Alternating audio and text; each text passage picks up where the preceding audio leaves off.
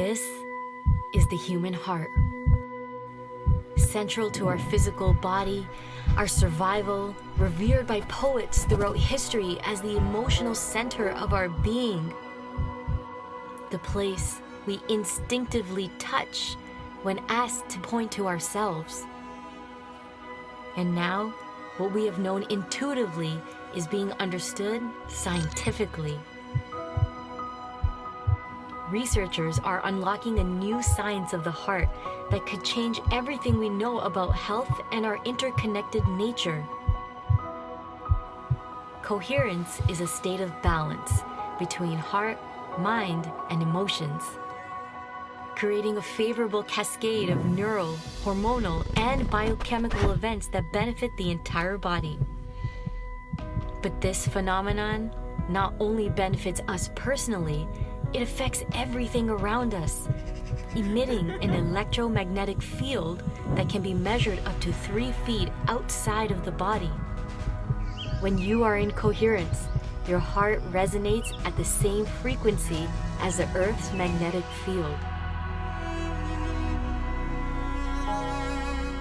This frequency positively affects everything around you. When a group of people are in coherence together, this effect is magnified. Could communities synchronized in coherence lower violence, accelerate cooperation, and global harmony? This is the purpose of the Global Coherence Pulse. If we can measure the impact of thousands of people in coherence at the same time, it could lead to a breakthrough in understanding the full potential of the human heart. All you need to participate is your presence and your heart. To take it to the next level, join the research study by downloading the app and getting an HRV monitor to measure your personal coherence. The world needs it more than ever before. Each human heart is unique and magnificent by itself. But imagine what could be possible when we unify.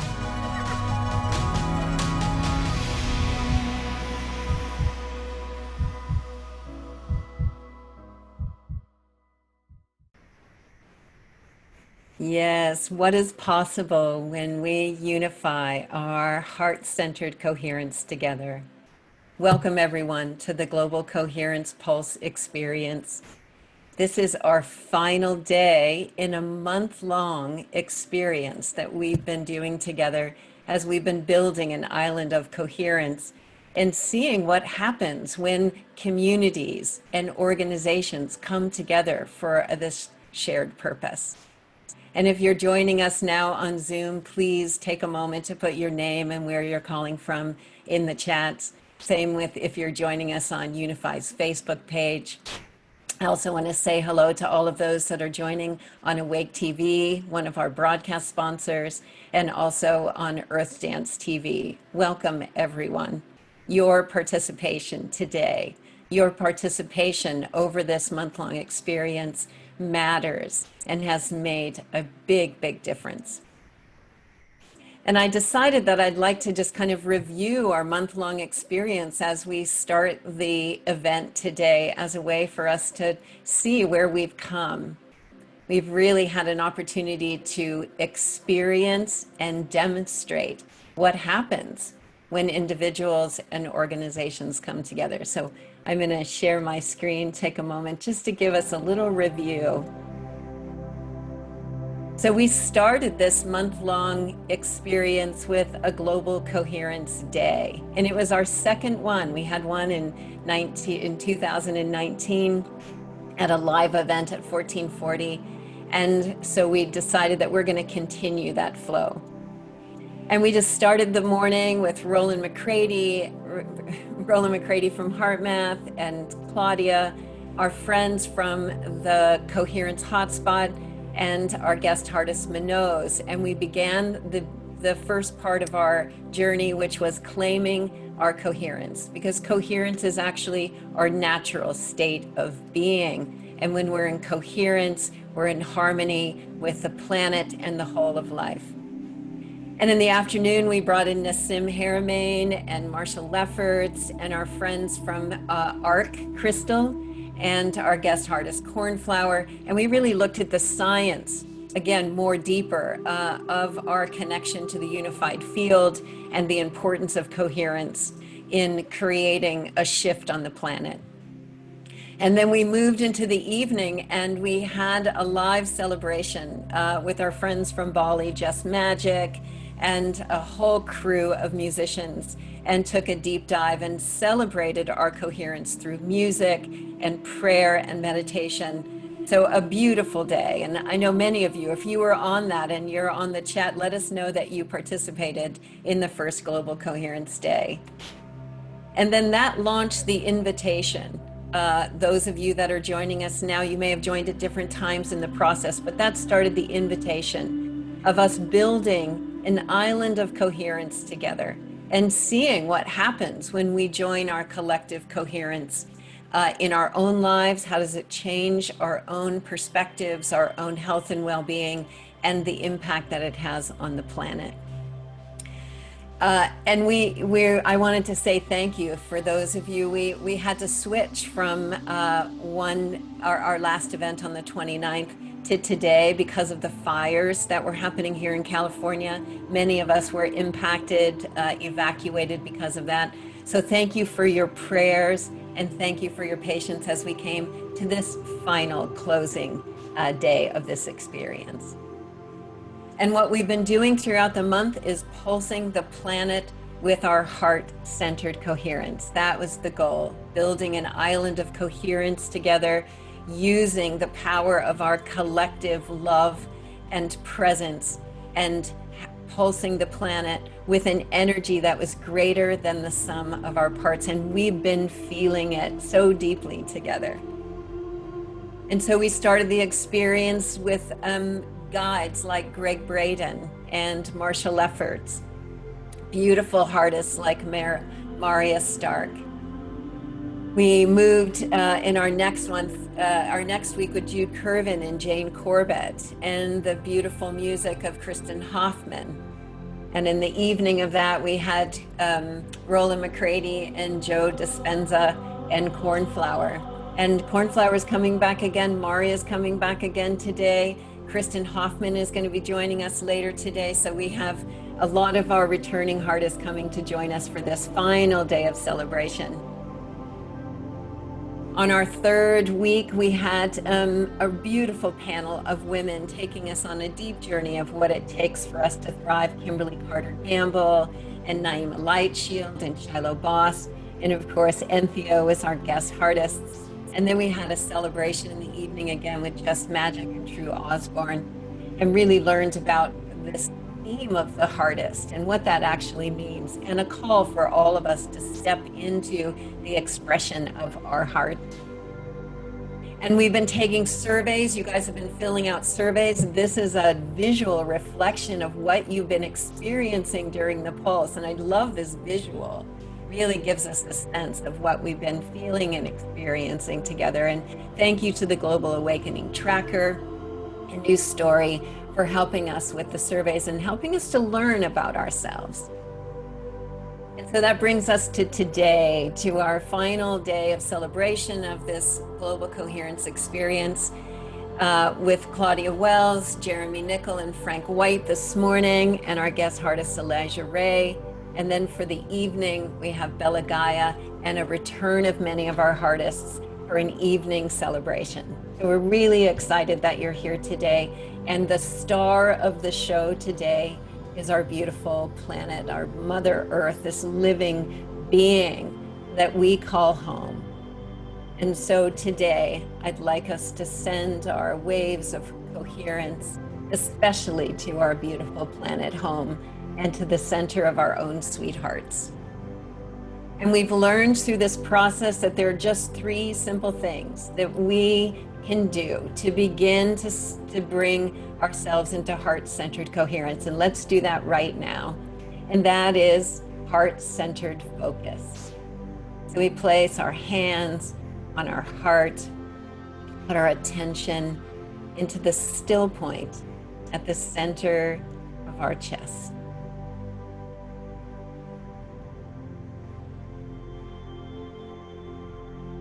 And we bring our awareness to our breathing, heart-centered breathing.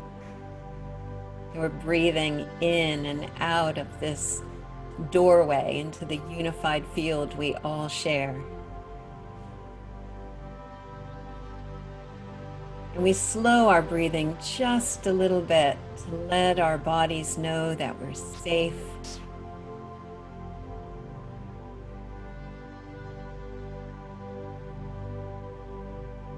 And there's a sense of relaxed attention.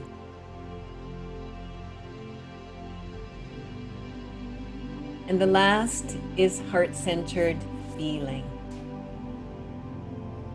So I'd invite you to let's start by evoking a feeling of gratitude for being able to come together like this, to join with others from around the world who are making a commitment to being a heart-centered coherence on the planet. And that in this field, we can deepen our commitment, our capacities, our coherence.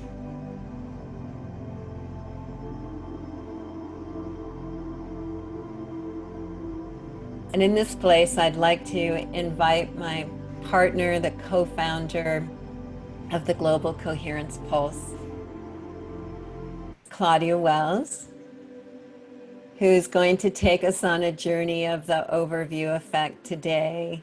Claudia, I'm so excited about what you've created for us today and the journey that we're going to be able to take. And I'm really happy that we've been able to do this project together and begin to open up in people's lives this practice, this opportunity, this awareness. And I know that it's making a difference. And I love you and appreciate you. And thank you so much for all you do to bring coherence into the planet.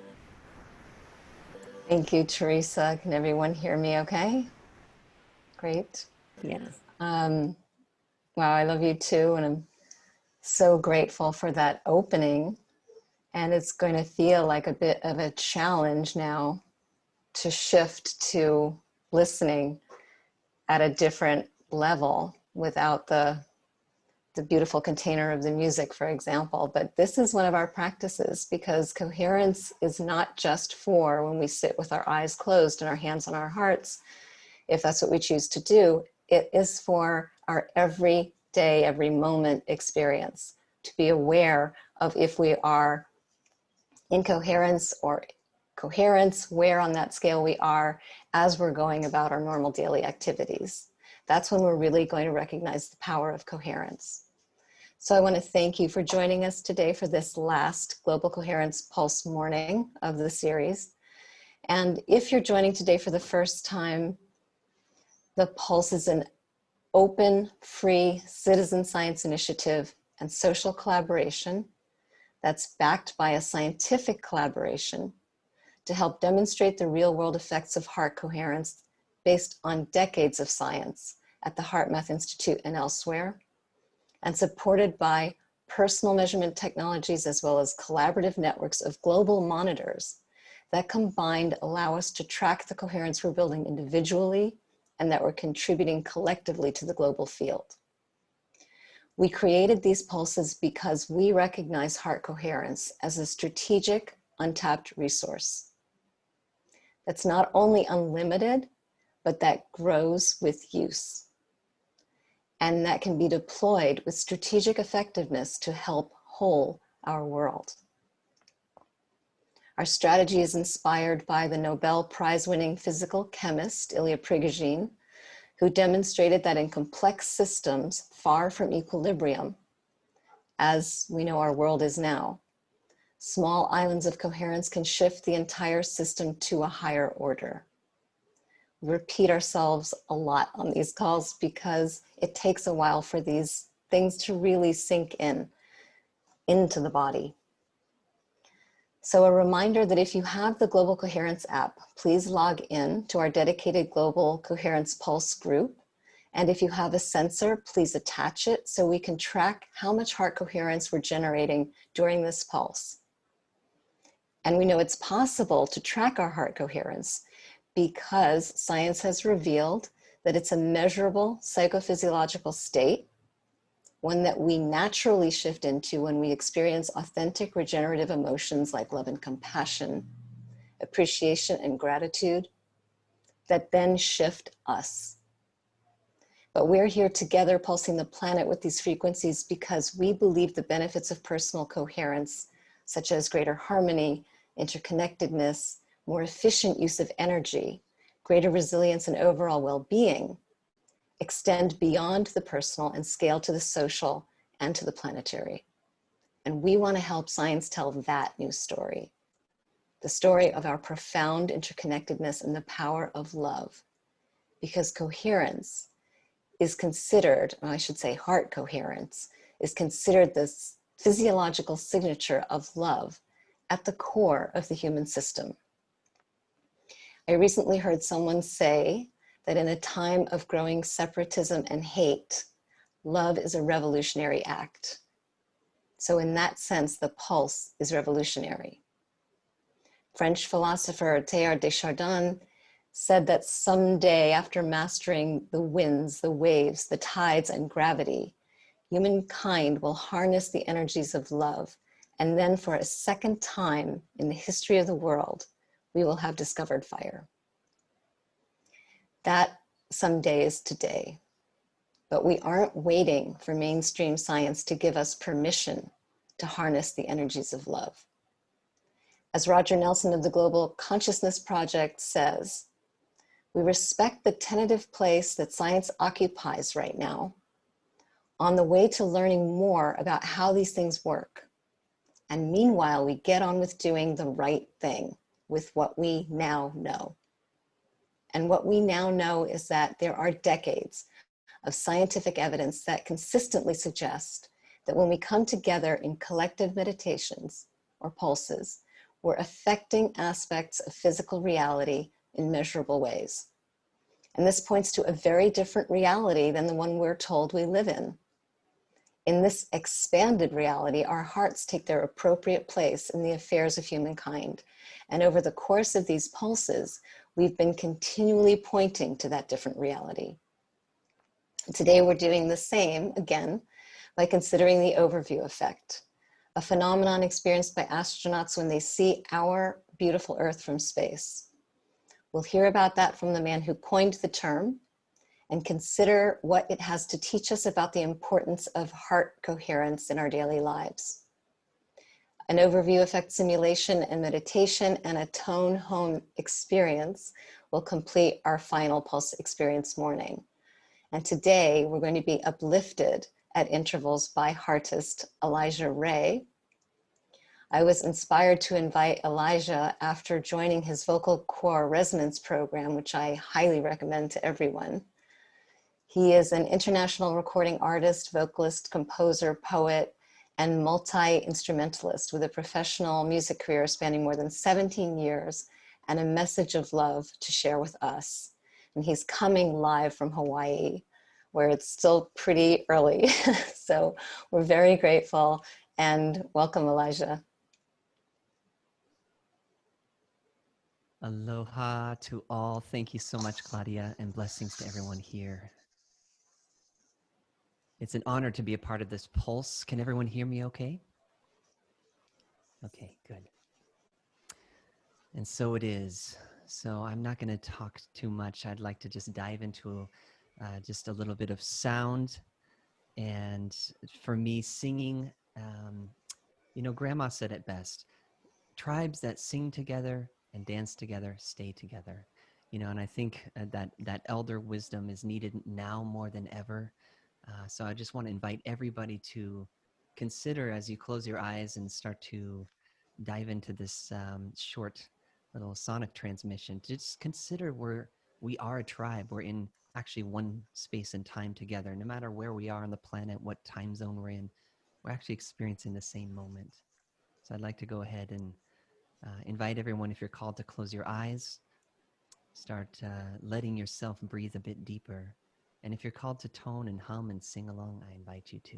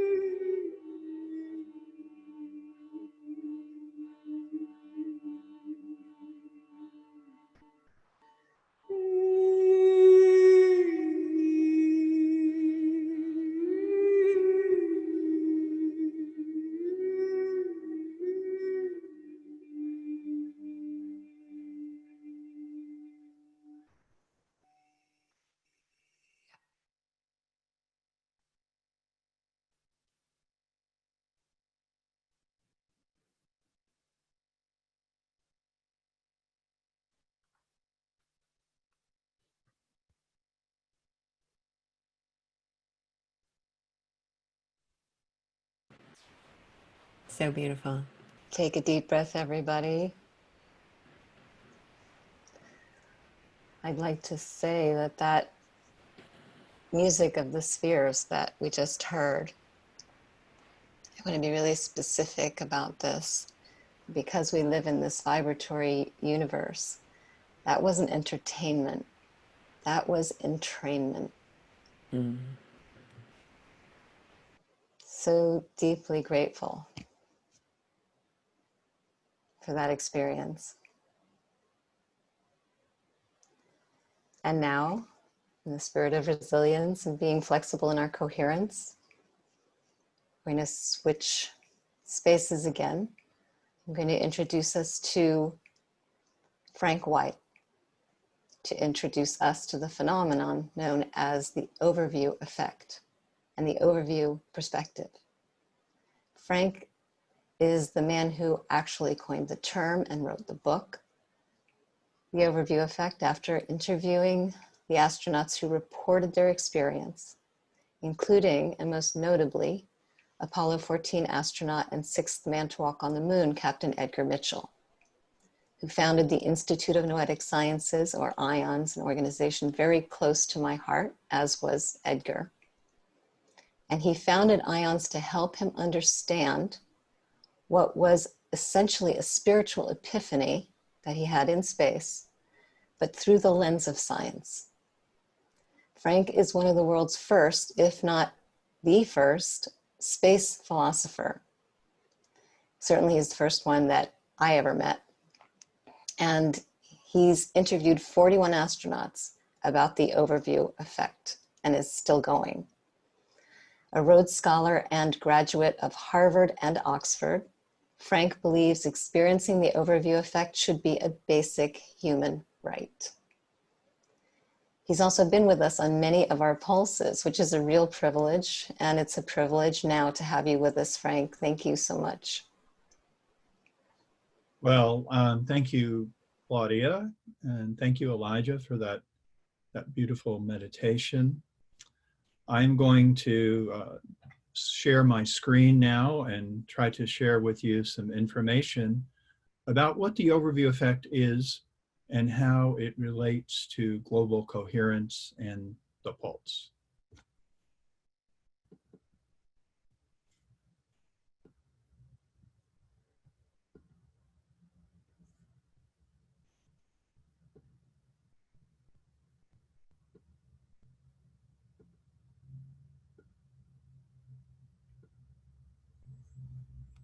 So it's really an honor to be here to talk about this topic because, as Claudia mentioned, one of the key figures in my work was Edgar Mitchell. Not only did he sit down with me for an amazing interview for my book, but he was a guiding spirit, a supporter. He always believed this work was important. And I think he would just be so delighted to see global coherence and the overview effect being discussed in the same moment and as part of the Institute of Noetic Sciences. Let's talk a little bit first, for those who are not very familiar with it, about what the overview effect is. And I can't really do a better job than to share with you this blue marble photograph. I imagine this is something like what Edgar saw on the way back from the Apollo 14 mission to the moon. It was actually taken on the Apollo 17 mission return. And the idea of what the overview effect might be came to me on a cross-country flight in the late 70s, early 80s. And I realized that someone living permanently in outer space would always see the Earth as a complete whole system, interconnected, interrelated, and complete in itself without borders or boundaries. And it is now defined, after years of research, we are defining it as a shift in worldview that happens when astronauts see the Earth from space and in space, from orbit or from a lunar mission. And when I talked to Edgar about this, he made a prediction, and this was really a long time ago. He said this kind of approach would portray the psychology and shifting viewpoint of the spaceflight experience as far more powerful and important than it had been described in the past. I really hope that is true, that the overview effect is being understood as something more powerful and important than it has been seen in the past. There's so much about spaceflight that's important, but one of the most important things about it is that view. And the first astronaut I interviewed, Joe Allen, said to me, for all the reasons pro and con for going to the moon, no one said we should do it to look at the Earth. But that may have been the most important reason. Fast forward to the present. Back in June of last year, I was honored to be invited to NASA to interview a total of 10 astronauts. And that set of interviews was recorded, and they have become part of a series that NASA has produced called Down to Earth. And those interviews have now become really, in my mind at least, a part of a larger movement, which is to bring the overview effect down to Earth. Because there's a belief that if what the astronauts experience could be experienced by surface dwellers, the Earth would become a better place, or the world would become a better place. This is an excerpt from an interview with ISS astronaut Reed Wiseman. And he said of his experience, every single day it shows you something different.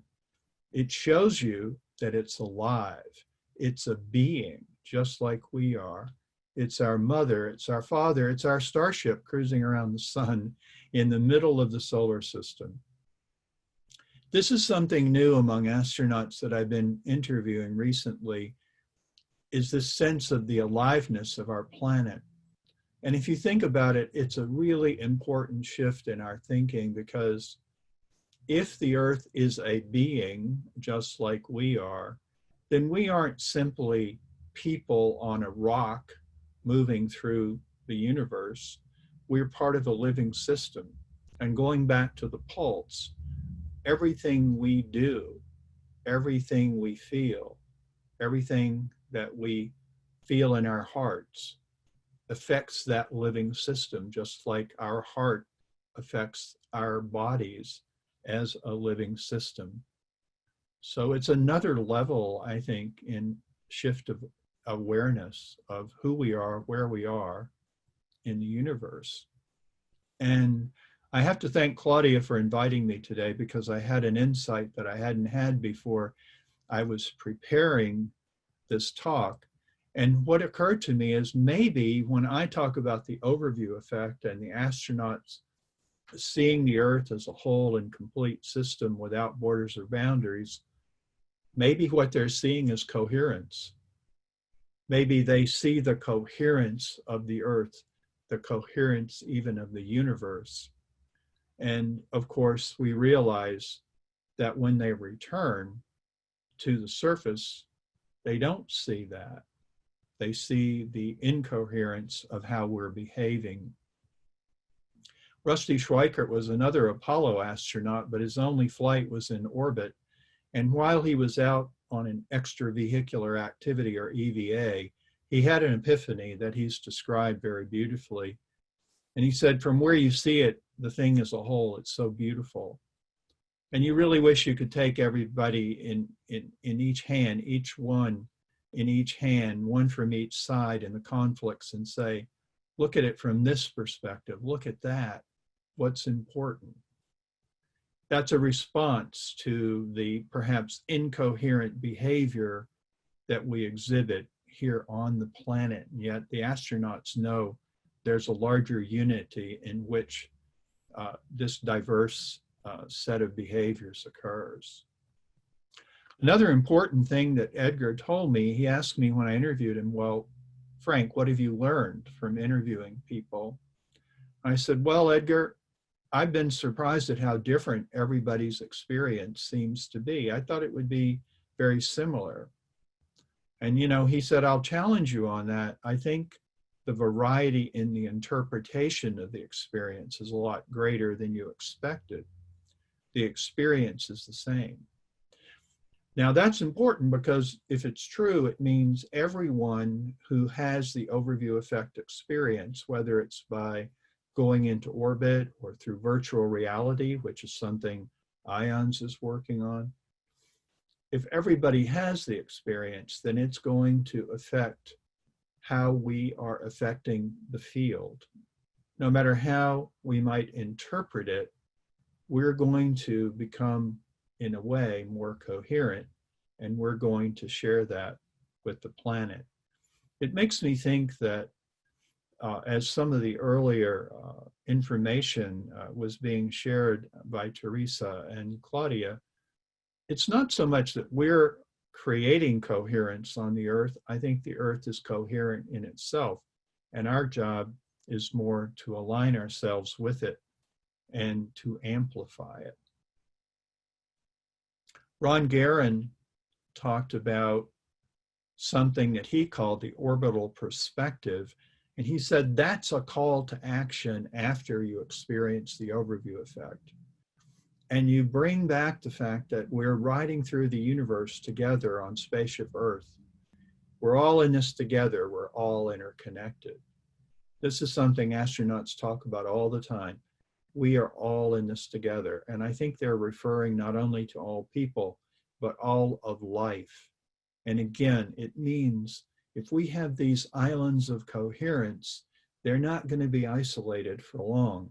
They're going to spread through osmosis, through that interconnection, and eventually entrain the entire human species and all of life into a more coherent state.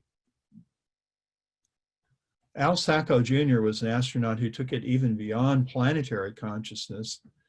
And he said, you know, people ask me, why do you risk your life to go out there on the shuttle? And he talked about the astronaut secret. And he talked about it as a realization all the astronauts have, which is that we're a member of the whole human family. And it goes beyond being a citizen of the earth. Really, you're a citizen of the universe. I can't help but wonder if we all understood the astronaut's secret, understood that we are universal as well as planetary beings, if we could bring the overview effect down to earth through the work of Space for Humanity, Institute of Noetic Sciences, through the work that Jeremy Nicol is doing, bringing people into the overview effect experience through virtual reality, wouldn't it change the nature of our existence here on the planet?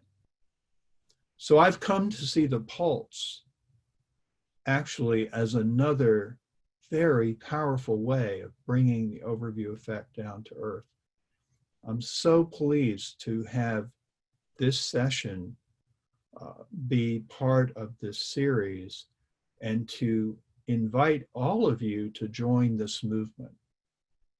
You don't really have to do anything except be yourselves and to understand everything that Claudia and Teresa are telling us in order to become part of the movement to bring the overview effect down to earth. Just to conclude, I think what I would want to say is that we are preparing for a test together as we do what we're doing here today. And that test is a citizenship test to see if we are in fact going to become citizens of the universe. I think that's what the overview effect is all about. I think that's what the pulse is all about.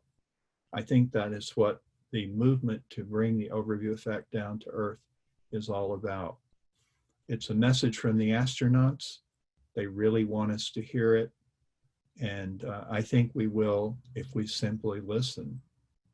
So thanks very much for inviting me here today. I appreciate it.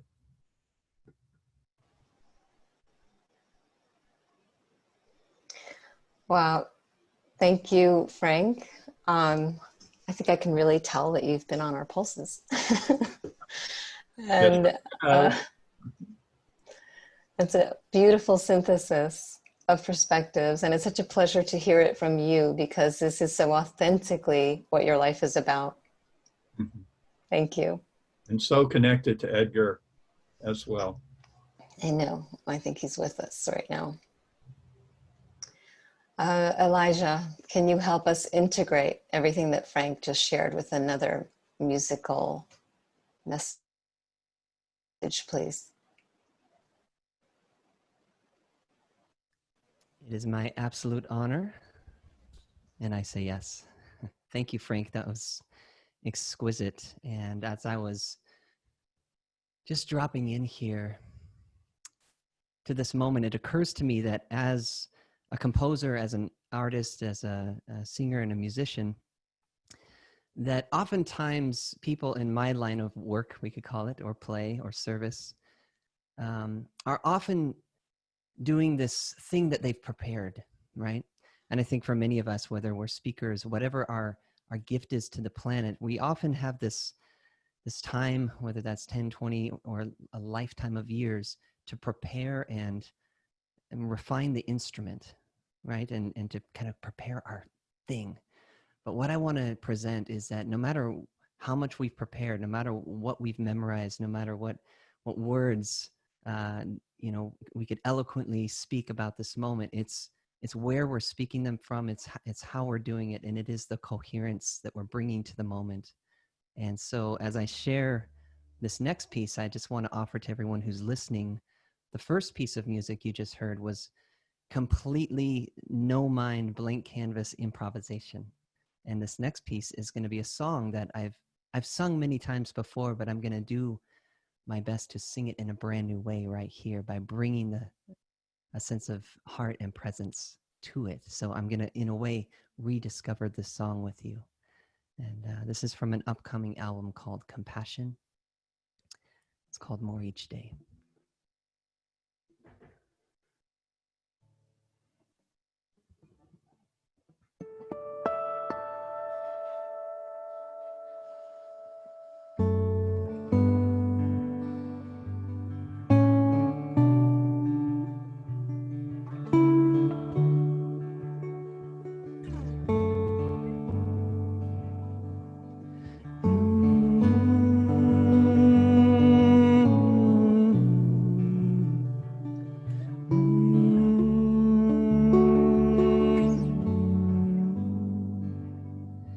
Before you go, look me in the eyes, and I will show you paradise. And if you're leaving tomorrow, let me say, and I will love you more each day.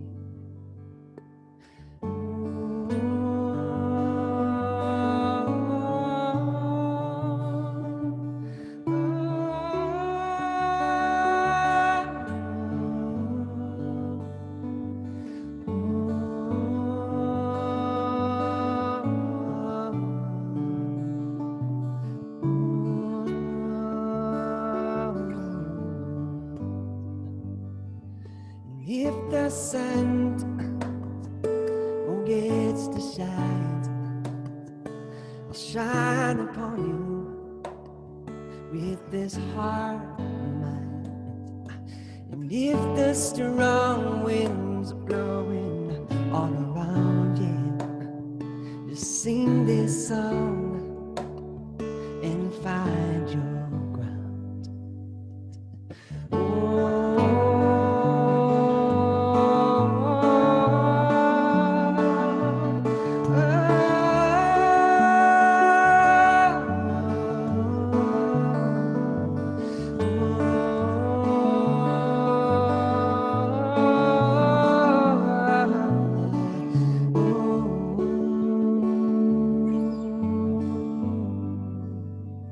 Before you go, look me in the eyes, and I will show you paradise. And if you're leaving tomorrow, let me say that I will love you more each day. But don't you worry, babe, about your path. I'll walk beside you whenever you ask. And yes, I know we must go our separate ways, but I'm still gonna love you more each day.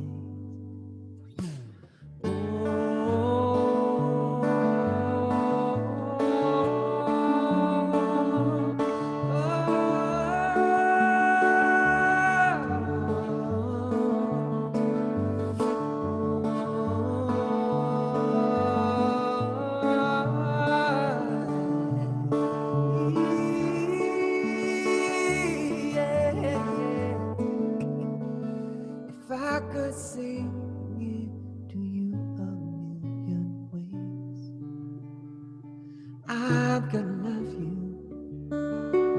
more each day, more each day, oh Lord, more each day.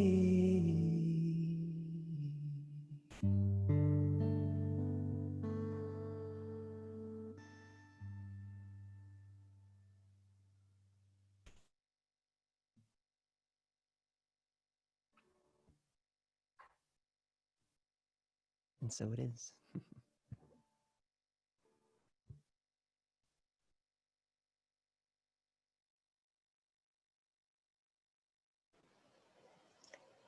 Let's take another deep breath.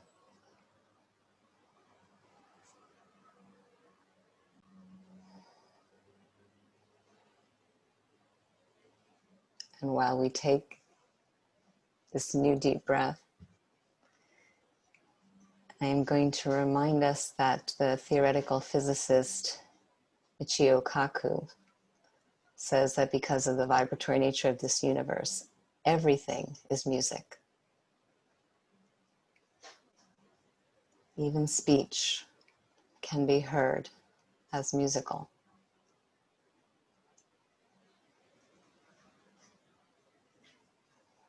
Thank you, Elijah. So before we move into our short video simulation of the overview effect that Frank was just sharing about, I'd like to ground us a little more in the connection between the overview perspective and heart coherence. It seems obvious after hearing Frank that this overview of our home planet is a natural inducer of heart coherence due to the feelings of unity and love, compassion and gratitude, awe and reverence that seeing Earth from space inspires. But I'm going to pick up on something that Frank talks about when he talks about Edgar, which is that Edgar believed that the overview experience is the same for all astronauts, but the interpretation is different. So for example, some astronauts come back from space with a new perspective, but continue with their lives pretty much as before they left. Others are changed, like the astronaut who took the famous Earthrise image. And he reported that the experience so undermined his religious beliefs that he was drawn to atheism after being in space. Edgar Mitchell had a life-altering epiphany that encompassed the whole universe and that was so spiritual in nature that he spent the rest of his life looking for a scientific explanation for it and working to help humanity change course. Meanwhile, the movie Lucy in the Sky with Diamonds, which was released, I think, a couple of years ago, was based on the real story of an astronaut who struggled to readjust to life on Earth after seeing the whole universe. Her story highlighted how different interpretations of the same experience can be. We don't hear as much about those kinds of stories, and they may be anomalies, but one thing we know about anomalies is they contain valuable information because they point to something we don't yet understand and so are worth exploring. The overview effect is an awe-inducing experience. And awe is defined as a feeling of reverential respect mixed with wonder or fear. What determines whether wonder or fear dominates a person's experience? Another popular definition of awe, specifically relating to the overview effect, is that at least for that moment, we transcend ourselves and any feelings of separation. Now imagine if your worldview is really entrenched in separation. I mean, imagine if before that overview experience, you really believed the dominant Western scientific paradigm based in separation, and then you're suddenly plunged into an experience of no separation. That could be enough to produce fear instead of wonder, even shock. What if the difference in how people interpret the same experience depends on the degree of coherence embodied by the experiencer? As Mae Jemison, astronaut on the Space Shuttle Endeavour and the first woman of color in space, told me, what an astronaut sees in space depends on the person they are when they go up. This may seem like a kind of rarefied concern, but it's really not, and not just because we've recently entered a second golden age of space, during which more and more people will experience the overview effect. But it's actually a relevant concern for us now on Earth. Back in 1970, Alvin Toffler wrote a famous book called Future Shock that popularized the concept of information overload. And it describes the paralysis, stress, and disorientation that rapid technological and social change induce in society. And in 2020, we can now add climate and earth changes to that list. To successfully navigate these unprecedented challenges, we can't experience paralyzed or narrowed perception, as happens with shock or fear. We need access to expanded perception and its heart coherence that most efficiently creates and maintains that access, and that builds that personal, social, and planetary resilience needed to consciously and coherently integrate it. Carl Jung said the upheaval of our world and the upheaval of our consciousness is one and the same. And I think it can also be said that the coherence of our hearts and the coherence of our world is one and the same. Or as Greg Braden put it earlier in this series, the coherence within us becomes the coherence around us. There's another thing about the overview effect that's worth briefly reflecting on. Humanity has seen these images of Earth from space for more than 50 years. We've heard from those who have seen it with their own eyes that what divides us pales in comparison to what unites us. We've been told in no uncertain terms how precious and fragile our atmosphere appears.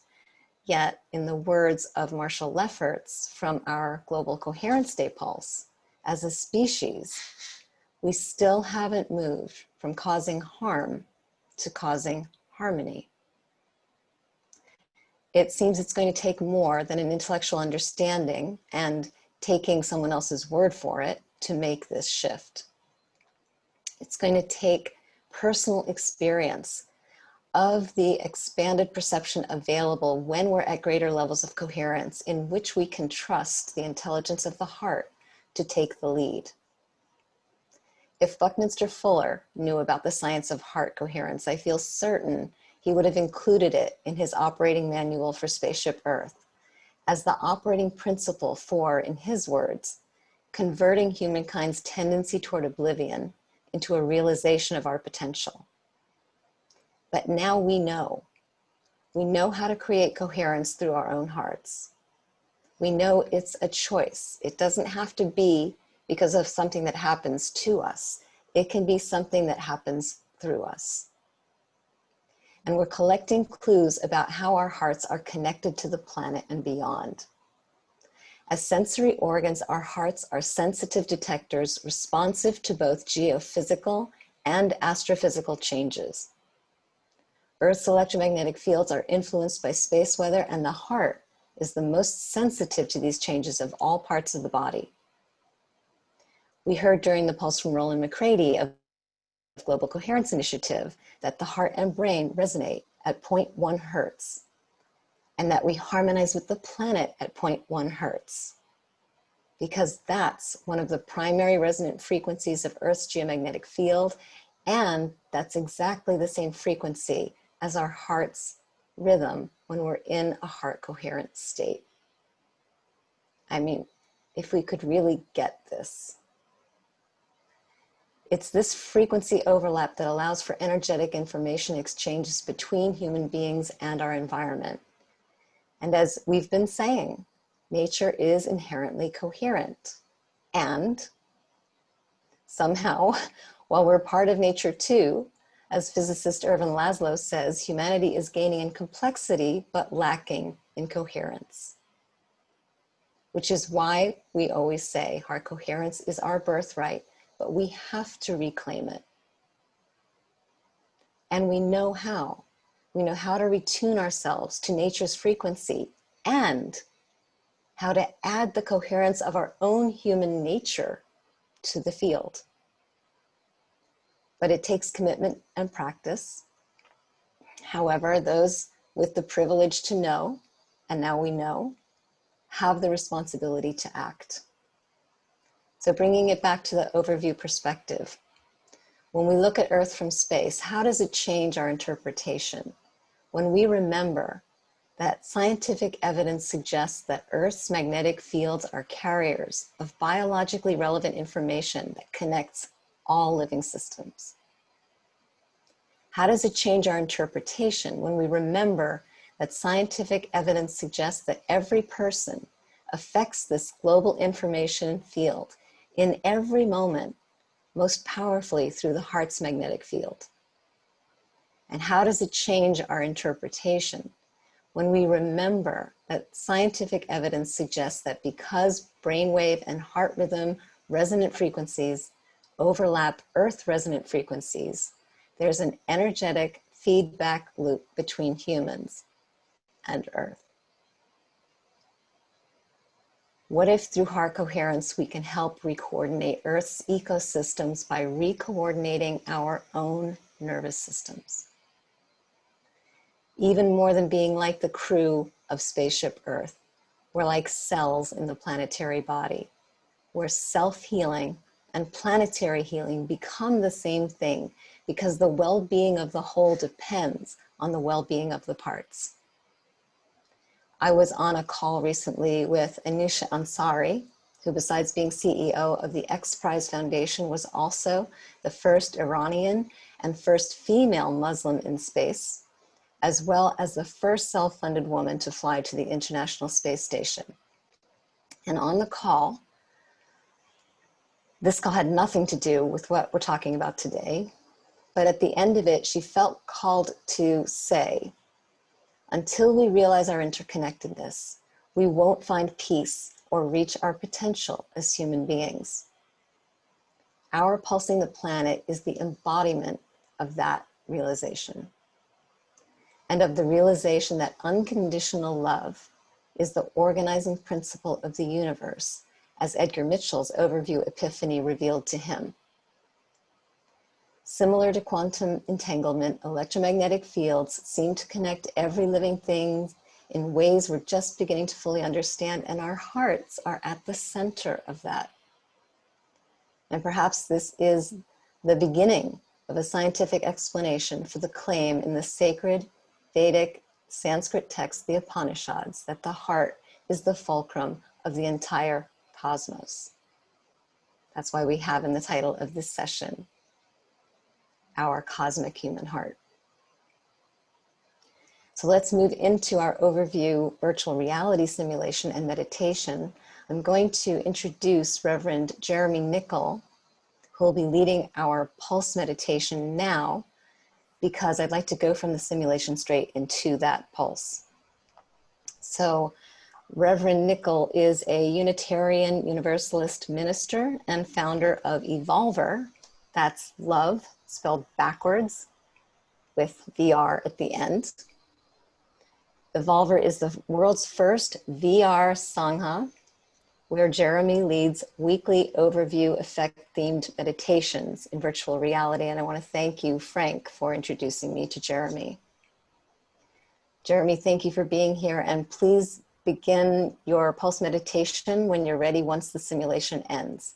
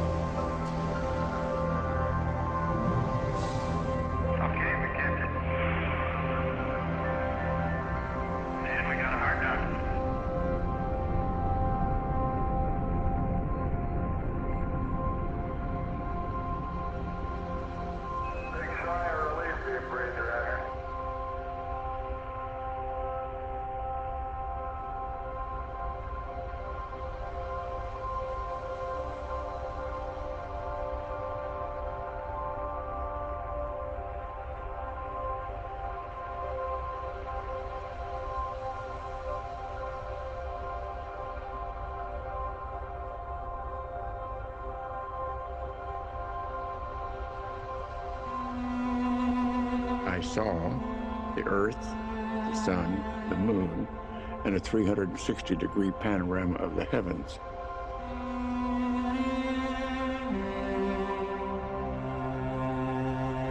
The magnificence of all of this. All matter in our universe is created in star systems. The matter in my body and the matter in the spacecraft and the matter in my partner's bodies was the product of stars.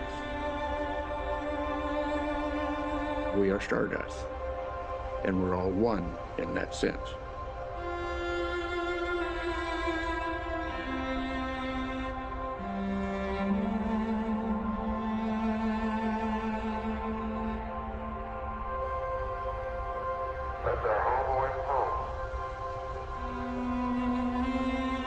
I could reach out and touch the furthest parts and experience the vast reaches of the universe. How magnificent this universe that we inhabit. And around we go. Oh, you look good. Watching him go out, he looks very clean. I was aware of being an integral part of the entire universe for one brief instant.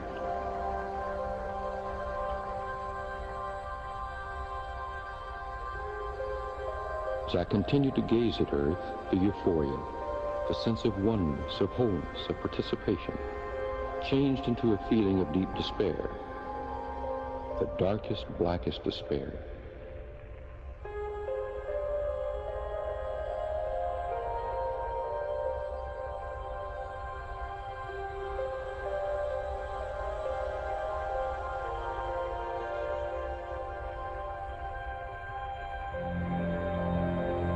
Beneath that blue atmosphere and white clouds were my people, the crew of Spaceship Earth, in disharmony and disarray, a species not knowing our own potential, nor the limitlessness of our creative capability.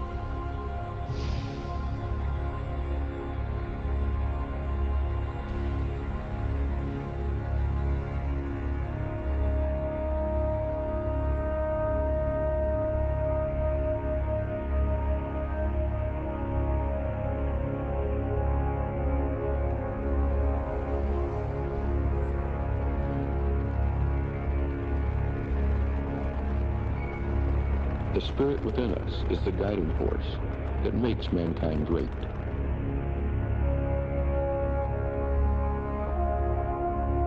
For Earth to survive as a planet, we, humankind, must rise to the challenge of learning to be stewards to Earth and to each other.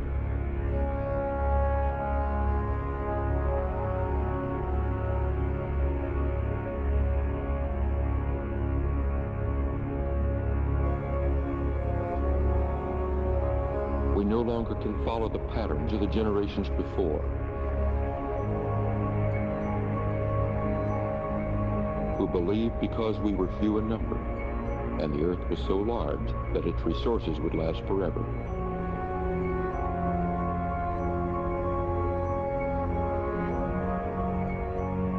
Who believed, and we still believe, that conquest creates conformity, and threat produces peace.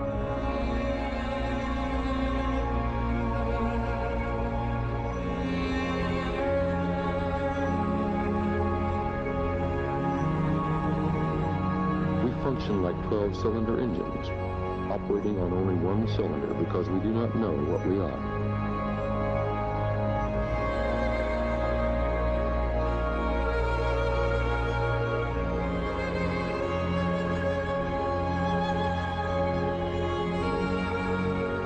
We are limited only by what we believe about ourselves. When we change our belief, we will see ourselves differently.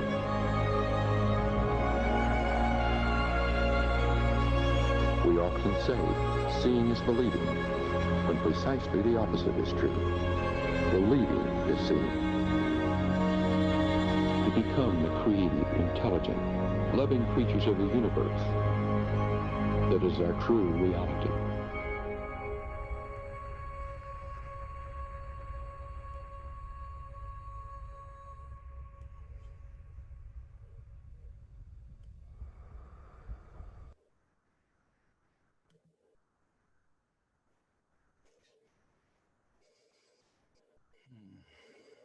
Wow.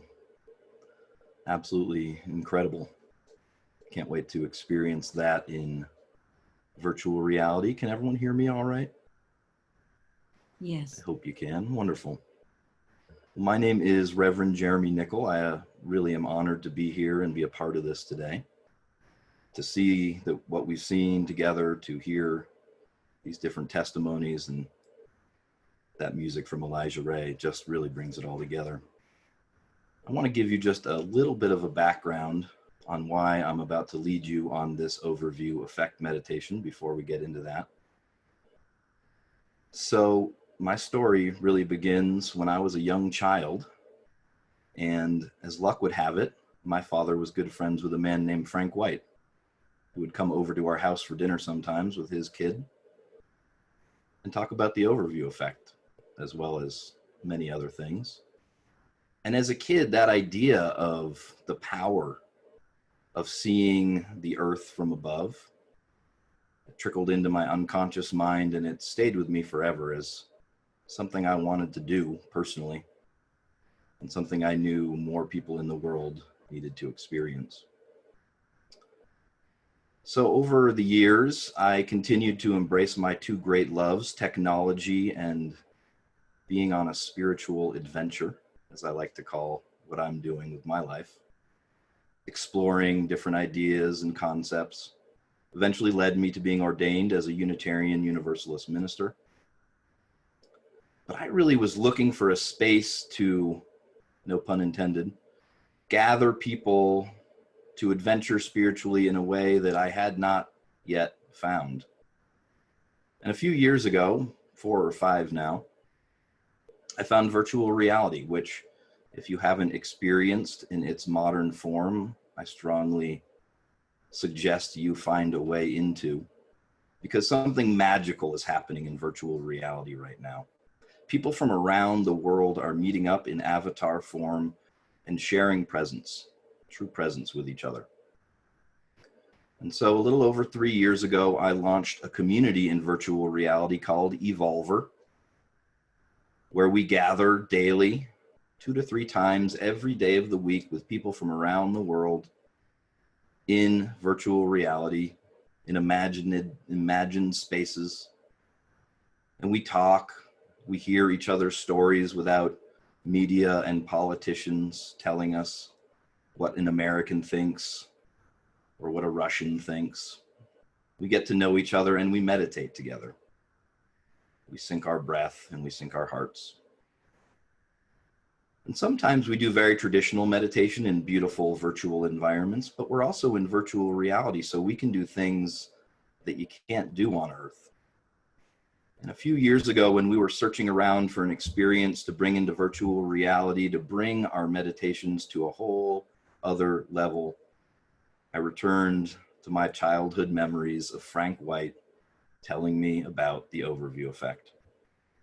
So I worked with some incredible artists, and we created a virtual reality simulation that brings people from the surface of planet Earth slowly over a 25-minute meditation all the way up to low Earth orbit to look down at that beautiful view of our home planet.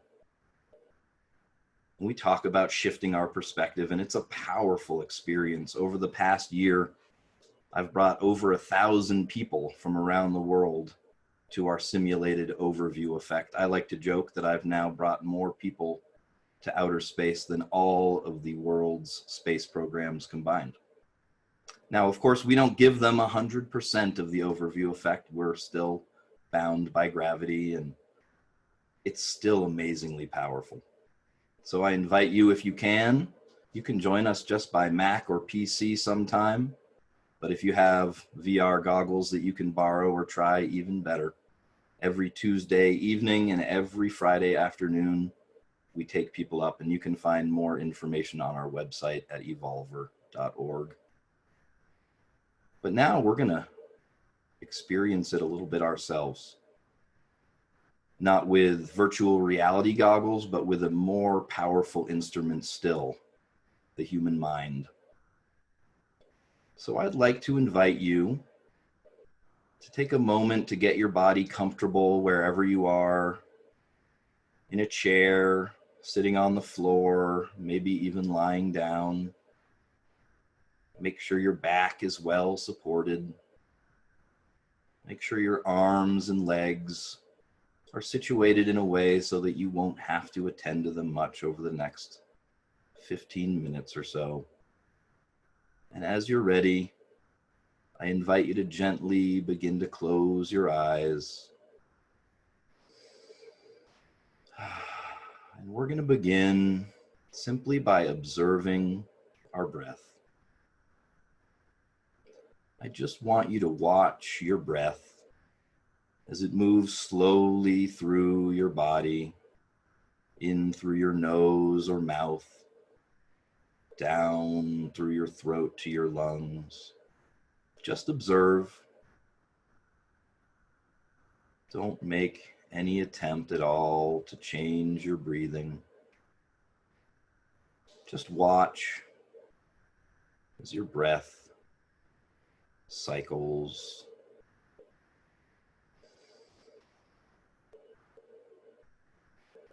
You may also notice points of contact where you can feel your breath as it cycles through your body. On your nostrils or on your lips, you can feel the breath. In the back of your throat, your lungs as they expand and contract. Just feel those points of contact. There's nothing else you need to concern yourself with in the entire world. Just notice as the breath makes contact with your body.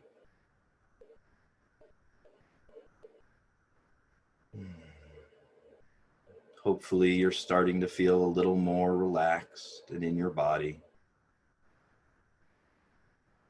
And as you're ready,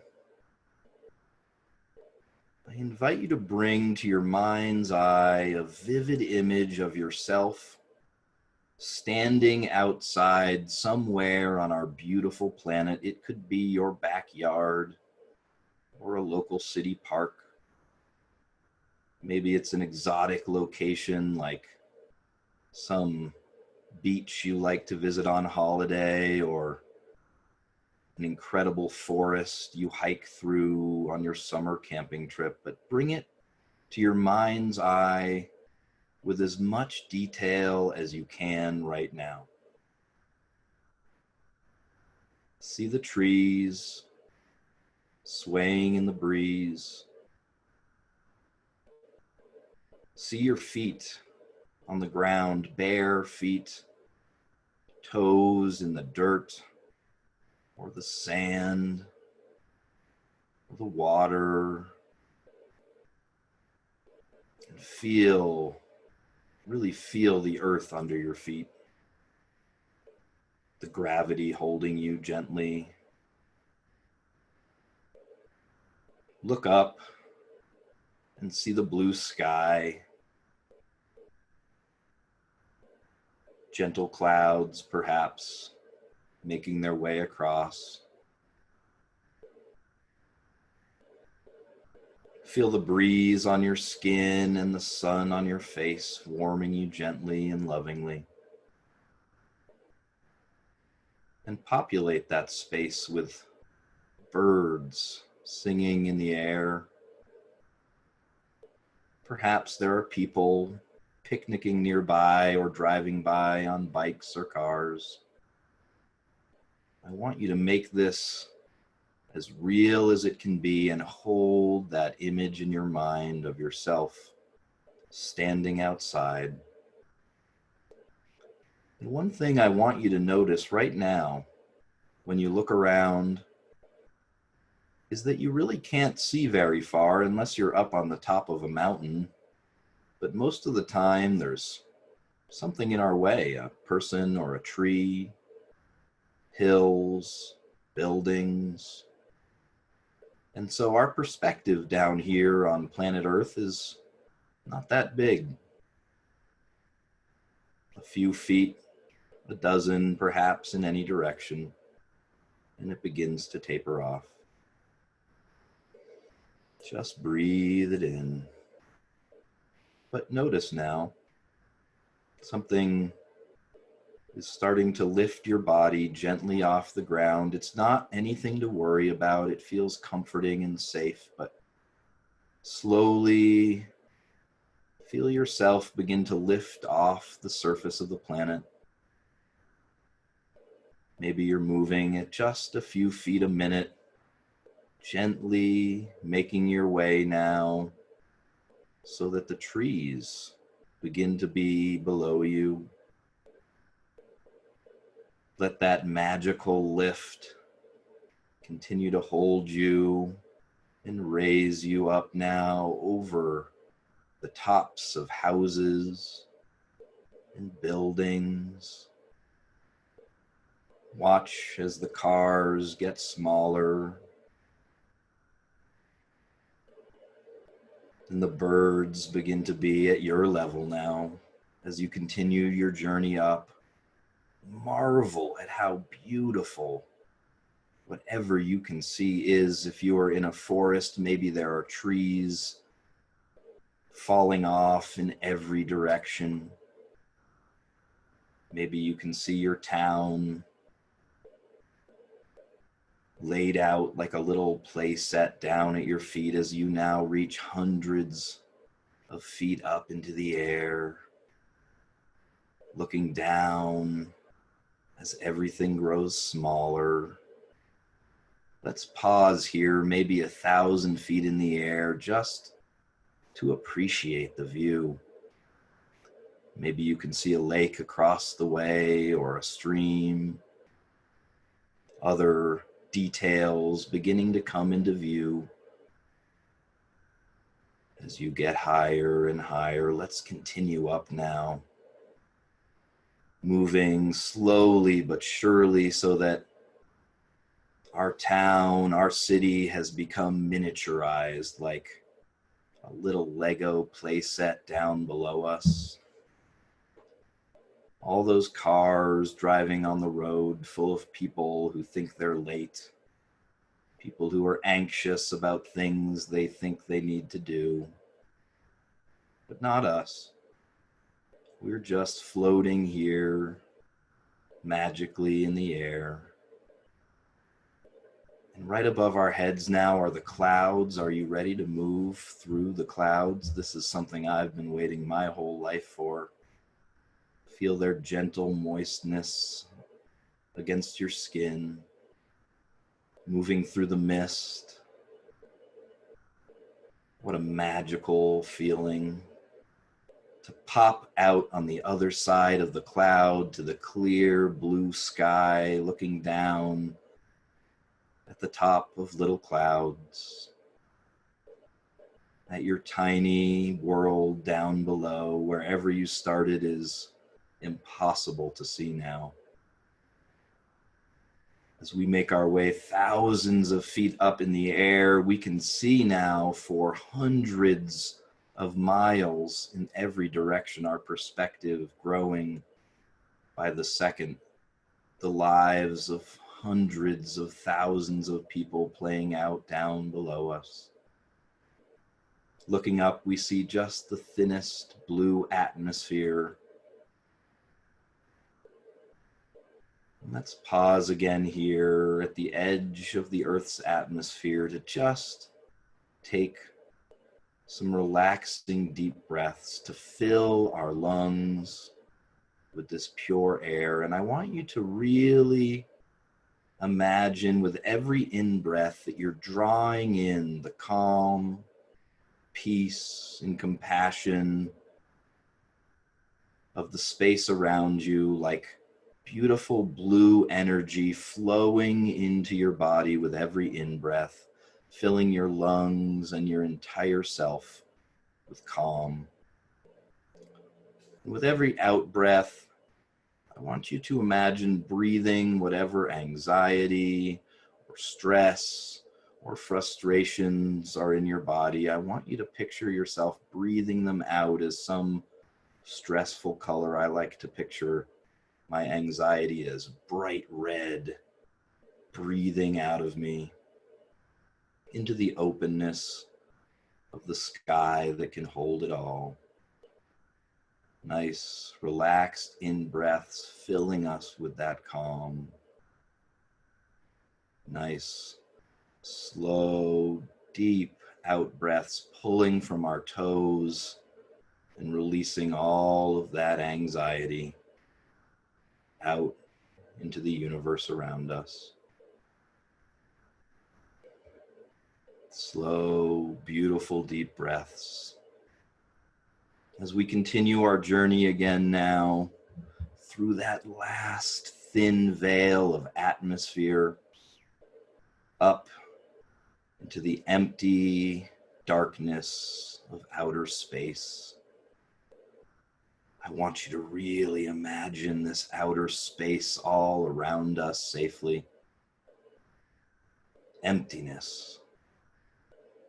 A vast nothingness, punctuated by the most beautiful sight you have ever seen in your life. Down below you, conjure that image of our blue marble as vividly as you can, spinning down there, the continents turning, cloud systems moving with our beautiful planet. And that's not all we see up here. The overview effect encompasses everything. So turn your eyes behind you and gaze at that promise, that mysterious potential of all the stars in the sky, the Milky Way, reminding us that though we may feel alone, potential lies out there for all things. Of the 500 or so human beings that have ever floated at this height, it's amazing, though their interpretations may change, how similar the experience is. Take in that beauty of seeing our planet with no boundaries, no borders between countries. From up here, it seems absurd that we would judge each other based on where on this planet we were born.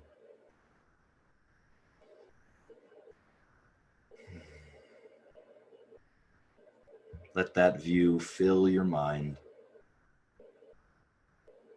Let it make you feel at once tiny amongst it all, but also giant, large enough to be able to hold and see all that is. What a miracle to experience this overview effect. What I want to invite you to do now, with your eyes closed, holding that image in your mind's eye of the earth below us, is to move your hand, your left hand, to your chest over your heart, your right hand over your left hand. And I want you to bring all of your focus, all of your attention to your heartbeat. Really feel your heartbeat first in your chest and in your fingers and hands. And then notice that you can feel your heartbeat throughout your entire body if you focus enough, all the way at the top of your head, all the way down to the very bottom of your feet. You can feel that pulse. I want you to get in touch with your love and your compassion. And with this incredible vision of the earth before us, to feel that awe and gratitude. And know that your heart, that pulsing that you can feel, it doesn't stop at the edges of your body. We know for certain that it affects an electromagnetic field for at least 3 feet outside of our body. And when we get together with others, we believe it moves even further. Together, amplifying each other's pulses. So I want you to really picture, to hold an image in your mind's eye of yourself floating above our planet. And I want you to see like colored auras pulsing from your body. Visualize that compassion, that love, pulsing from your heart center. Not just 3 feet out of your body, but like a stone thrown into a lake. I want you to see that pulse continuing in every direction forever. Hold that image in your mind of your heart's pulse, like a radio signal going out from you forever.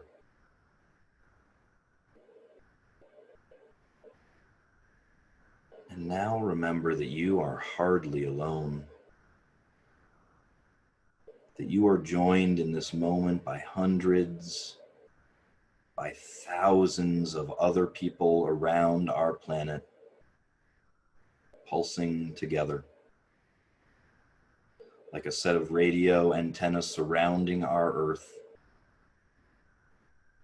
I want you to see our pulses overlapping and connecting at the poles, on mountain tops, across the Atlantic and Pacific Ocean, across the continents.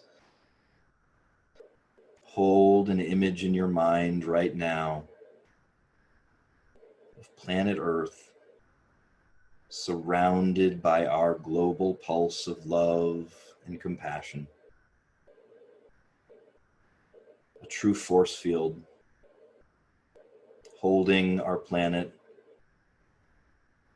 that system of which every single one of us are a part, holding it in love,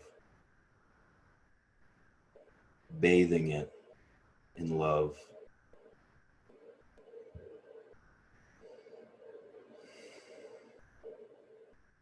There may be a person or a group of people or some place on planet Earth that you know really needs our love right now, needs this pulse so much. And if you want to bring them to your mind's eye now, to really visualize that person or those people or that place on planet Earth and imagine surrounding it with this global pulse.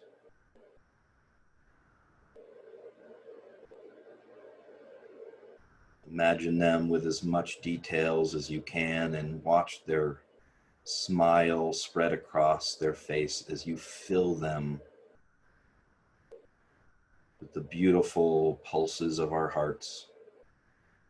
Literally watch their heart and body fill with this pulse.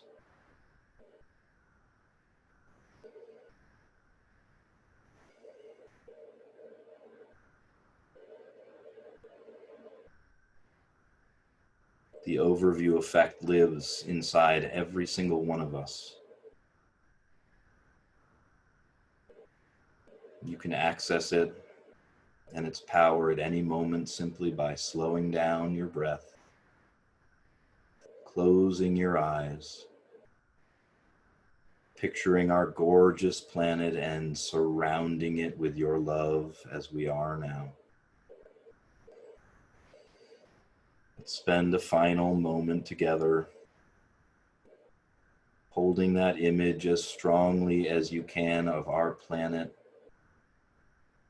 held by every one of us, surrounded and protected by our love.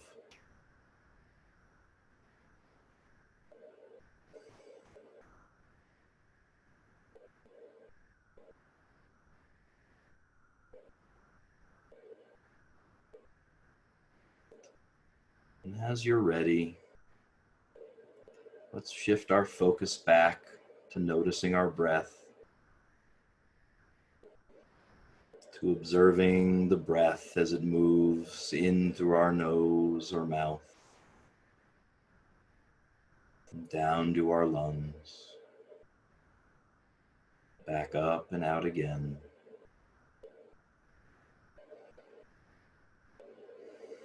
Just observe. I invite you to notice the feeling of your feet once again upon the ground or tucked up underneath you. Let's slowly allow our bodies to float back down to earth. Let your spirit slip right back into your body wherever it sits or lays. As you're ready, gently start to wiggle your fingers and toes.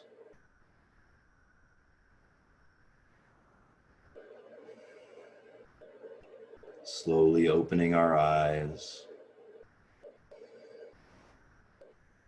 and returning here to our global pulse. Thank you all for joining me on this journey today.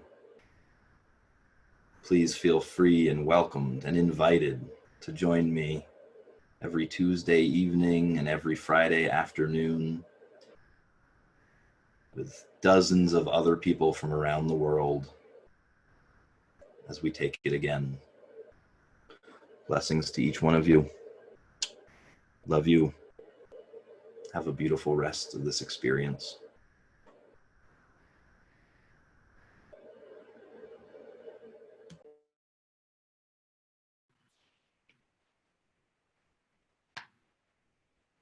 I'm putting the links to Evolver in the chat for everyone.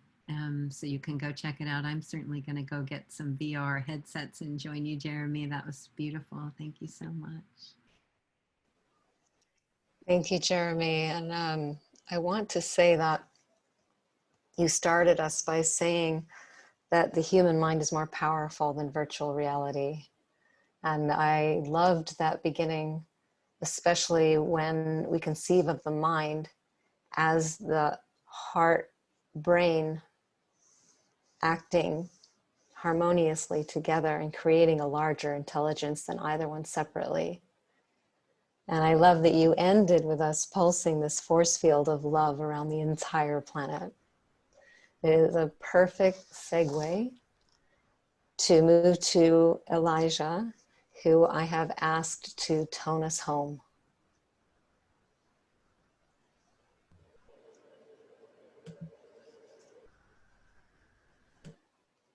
Aloha once again. Brother Jeremy, thank you so much for that exquisite meditation. And what an honor to tone us home. It is a perfect segue because as we just went out and just really got to have a felt sense embodied pulse of the overview effect, what I'd love to do now is actually pulse all the way in. And so before I say anything, I'd love to just ask everybody, could you take a big deep breath with me? Ready, set, go.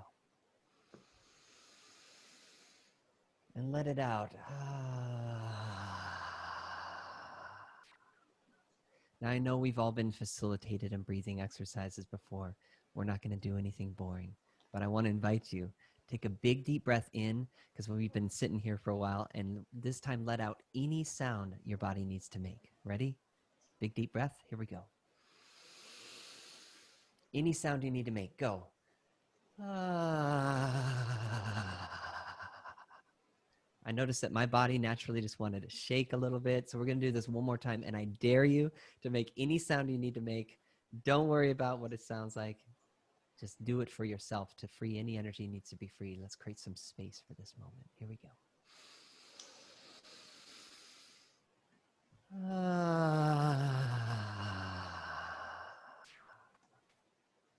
Oh, that feels better.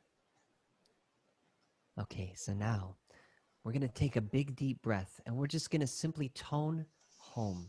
We're going to do it and then I'm going to talk about it a little bit and unpack this technology. But before we go any further, let's just take a big deep breath together and tone the word home to yourself. Now I'd invite you to put your hand on your heart, and if you can get your hand to vibrate, then you know you're toning into your home, the center of you. Here we go.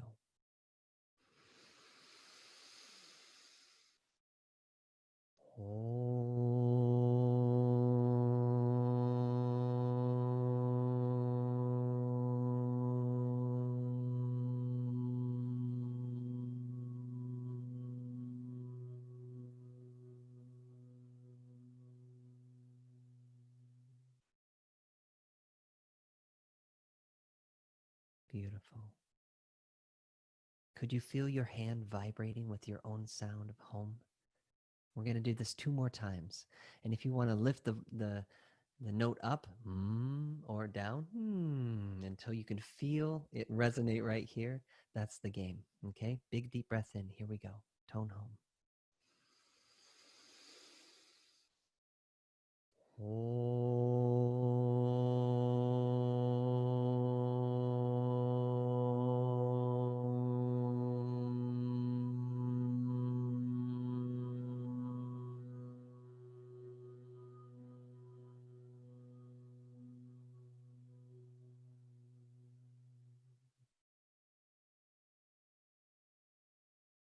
One more.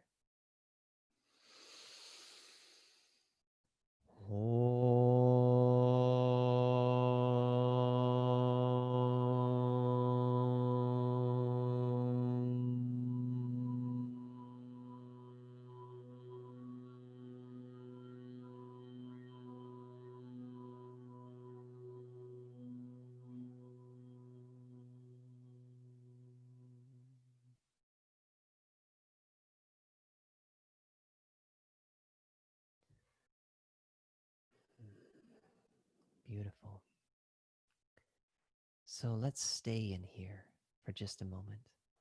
And if you want to let yourself breathe, if you want to keep toning home, I welcome you.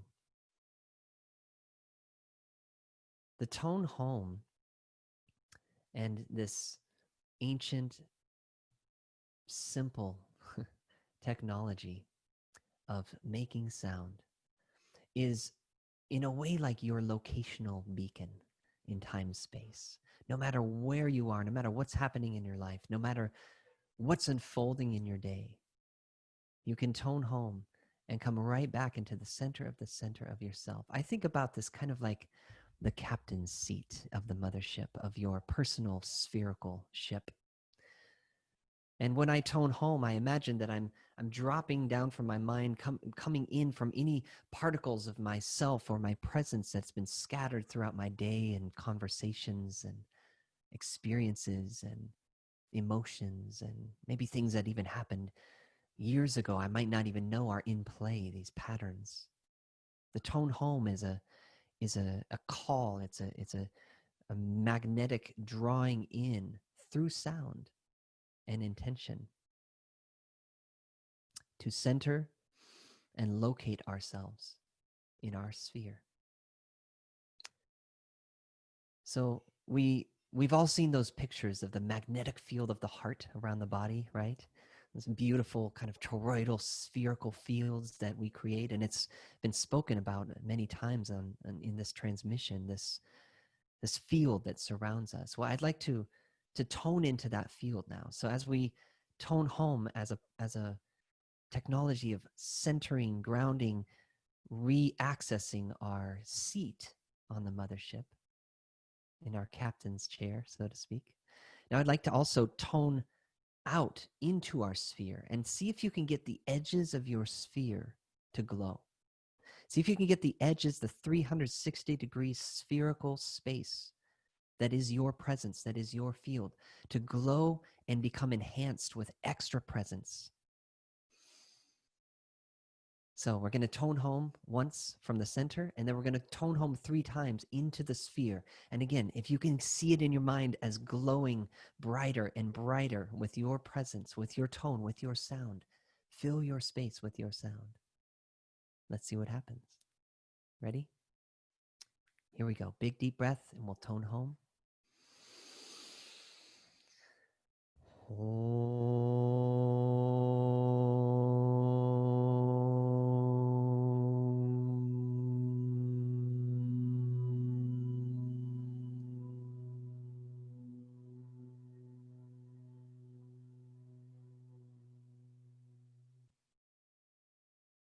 Now, tone out into your sphere. Here we go. Big deep breath.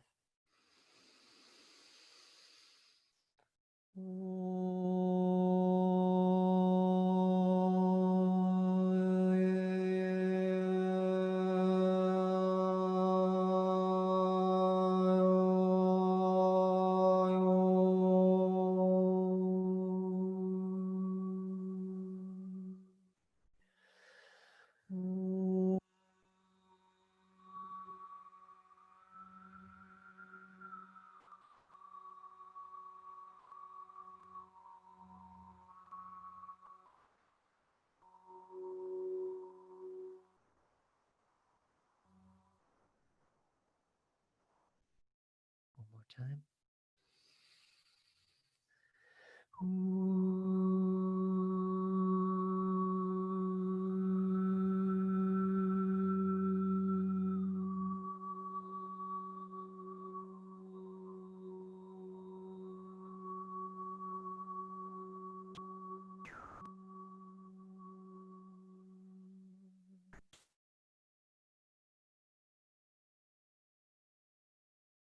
Taking a moment just to feel and complete, activating your spherical presence, strengthening, occupying your sphere. With this next breath, tone home and bring it all back into the center. Ready, set, go.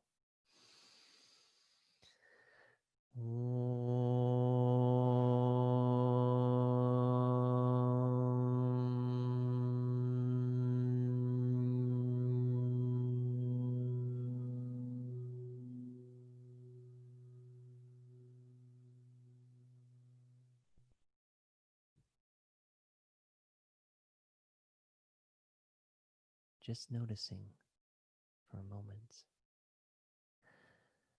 Being with your breath naturally. Noticing the spaciousness. Noticing any sensations in your field and in your body.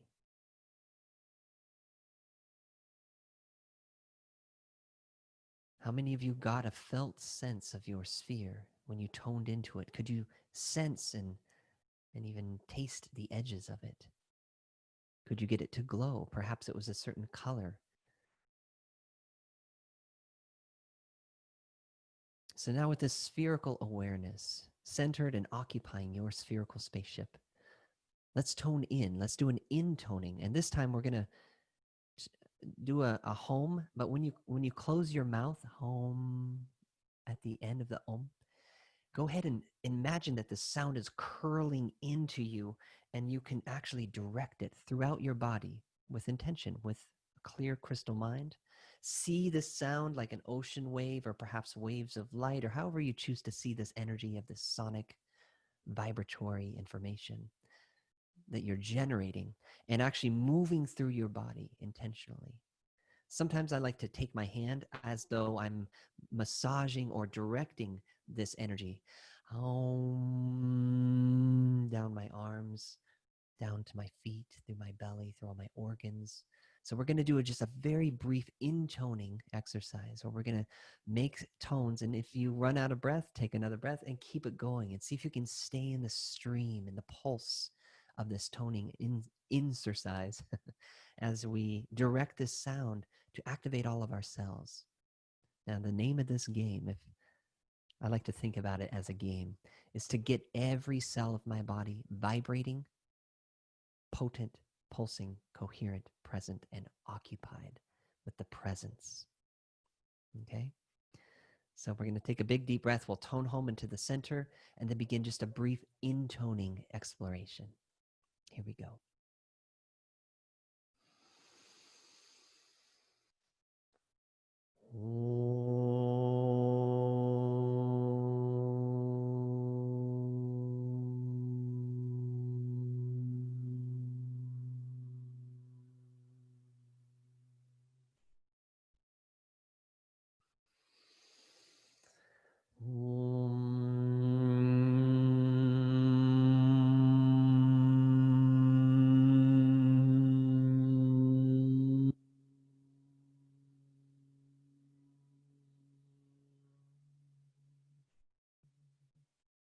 Feel free to move the sound around in whatever way feels good to you.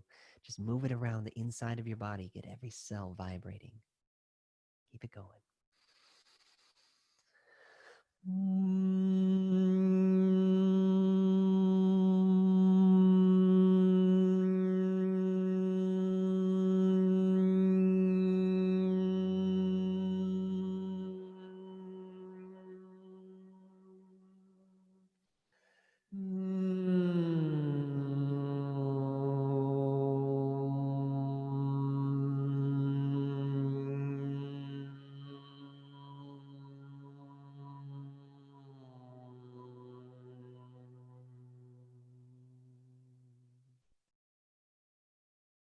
You might be called to move your body a little bit and just let the sound creep into every particle, every cell, every corner of your inner terrain.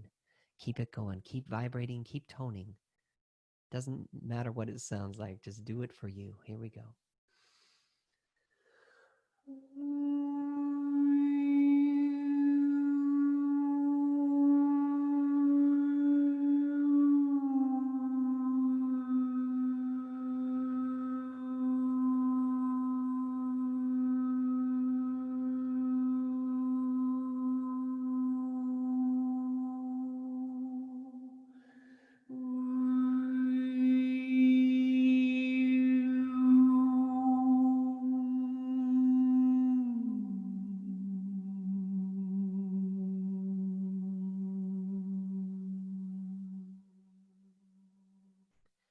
Couple more breaths, a couple more tones, completing this experience of the intoning. Get every cell buzzing, vibrating.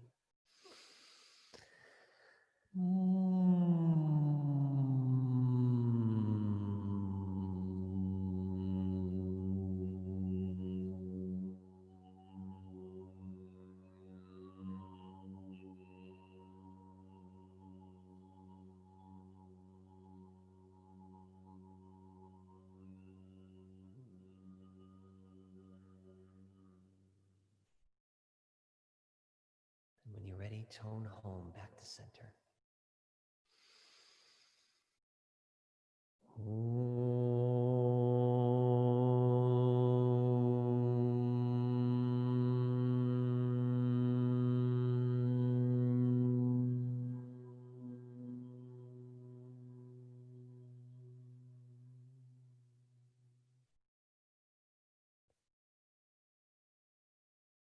Breathing easy, graceful, effortless.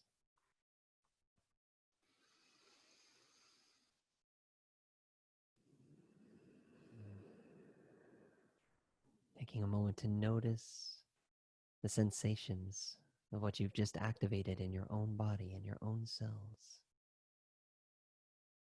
Giving thanks for the presence that dwells in there.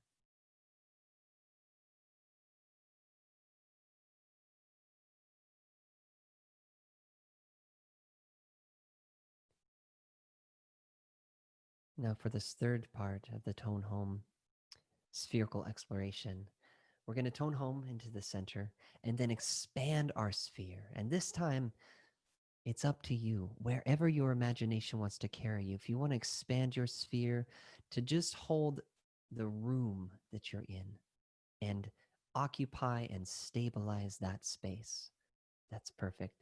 If you want to go further and expand your sphere with sound and occupy the space around your home, your neighborhood, your city, the whole planet. Let's see how many of us can hold the entire planet from the overview effect, this greater perspective, and tone home,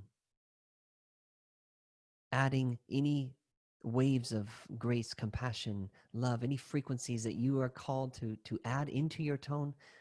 Feel free, but this is just an opportunity, an invitation to tone now into the collective sphere of our shared space.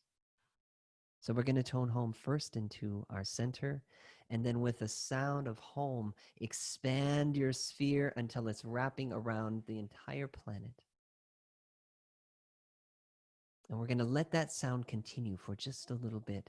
Doesn't matter what it is, just keep it going. Take a breath and keep the sound going. We're going to do this for a few minutes from a very centered place of gratitude. Here we go. Big deep breath in. Let's tone home.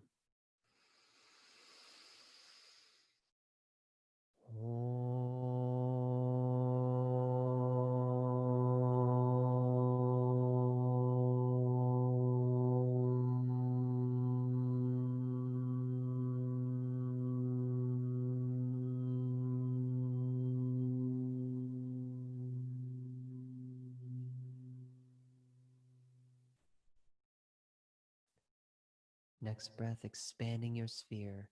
Wrap the entire planet in your spherical presence. And let's tone home together.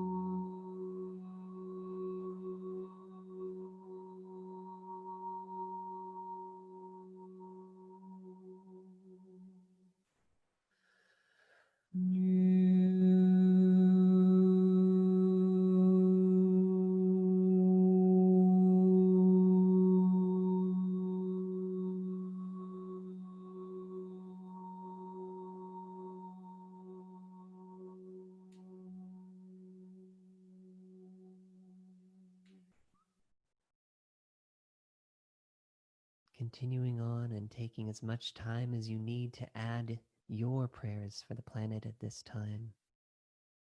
Perhaps you want to add some colors, some frequencies of compassion, some frequencies of beauty, of love, of joy, whatever it is that your heart wants to contribute into the collective field. Just take a few more moments to tone. Let your sound be heard. Add your coherent contribution to this pulse.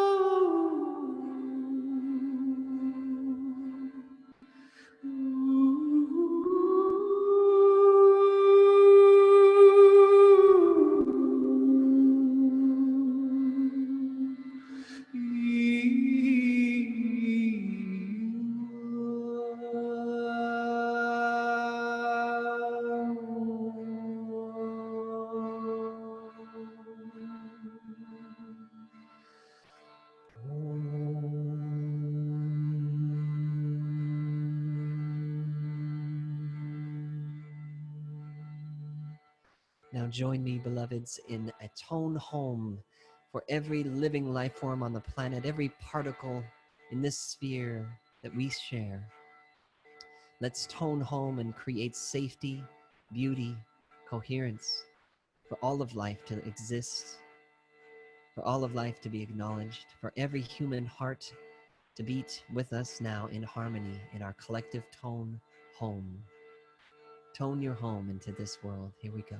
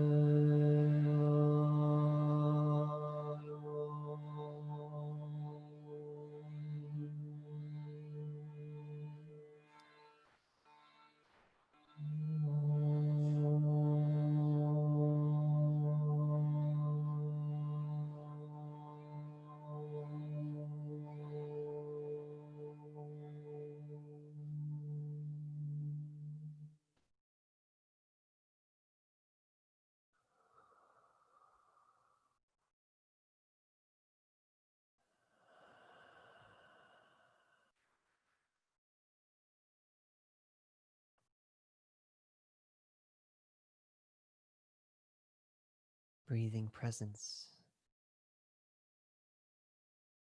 into this collective sphere that we share, offering heartfulness, centeredness, appreciation, and any other qualities you choose to share through your breath.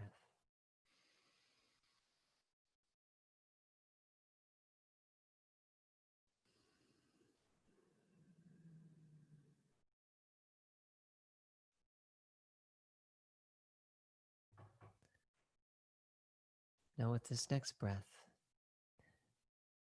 we're going to tone home and regather ourselves, collecting our sphere and bringing it back until it contains just a few feet around us, just our personal space. So let's take a big deep breath, tone home and shrink your sphere back to contain your energy, your personal coherent field. Here we go.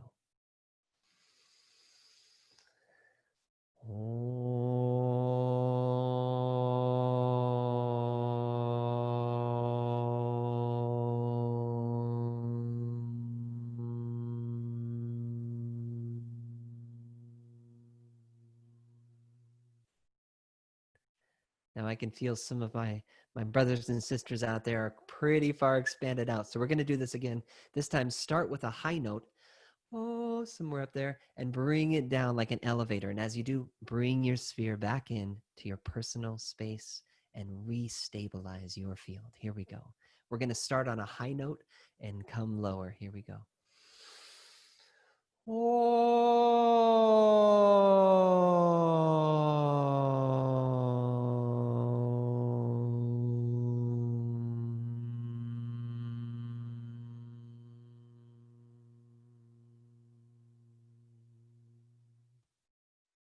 We're going to do that 2 more times.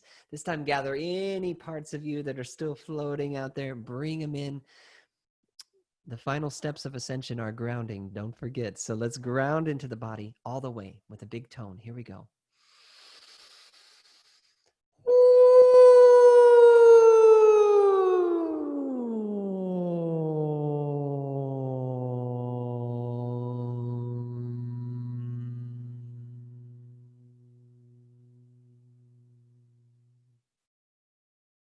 Coming back into the captain's chair of your personal seat in your own spherical ship. We wouldn't want our drivers to be ungrounded now, would we? So let's bring it in one more time. Full tone home and bring every particle of you into the center of your heart. Here we go.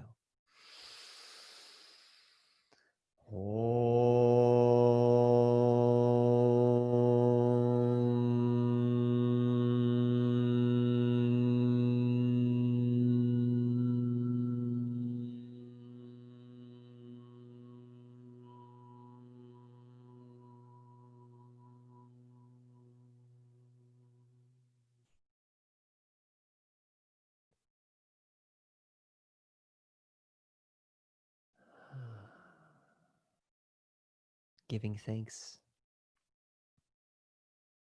in whatever way you choose, offering gratitude from your heart to yourself, to your body, to your sphere, to your presence, and to all the other beautiful shining spheres around the world. Thank you everyone for tuning in, for being a part of this pulse today. And thank you especially for all the organizers and everyone who made this moment possible. The final thing I'd like to offer is we each have a voice, and our voices are an instrument, a tool of transformation. And I'd like us all to consider as we come away from this day that sound is light, is shape. That is, every sound has a shape and a color. Every shape has a color and a sound, and likewise. So when you make a sound with a clear crystal skull of pure inspired vision, and you align your mind, that vision, with your heart, with your embodiment, with your body language, and then you make a sound with that congruence, we can change the particles in the field around us into a coherent state. When many of us make sounds from this state, we can literally tune up the planet. This is what the whales are doing, and many other creatures on this planet are holding the grid, if you will, of coherence with sound constantly. In the far mountains of the Himalayas, there's Tibetans even right now who are toning home consistently, constantly for hundreds of years, thousands of years, never letting the sound stop, because they know that it's keeping a certain frequency of availability on the planet. I want to invite you all to consider that you are in the band of light. You are a needed tone home. Your sound, your note is needed in this symphony of consciousness. And I invite you to tone home throughout your day and to open your voice more, to let your expression fill this world with your sound and your unique prayer. We truly are all in this together. So from my heart to yours, mahalo, aloha, much love.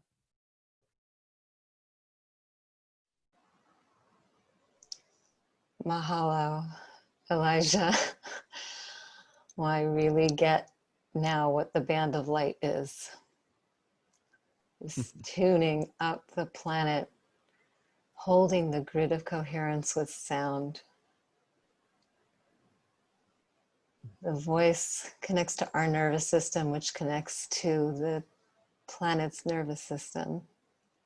I'm so grateful. You were talking to me. I was outside of time and space. Coming back was really not what I wanted to do, but thank you for calling us back. I felt you. I think you felt me, and maybe many. Yeah, someone just wrote in the chat, me too, Claudia, haha. There really are no words. I'm trying, but there really are no words to describe how profound that work is.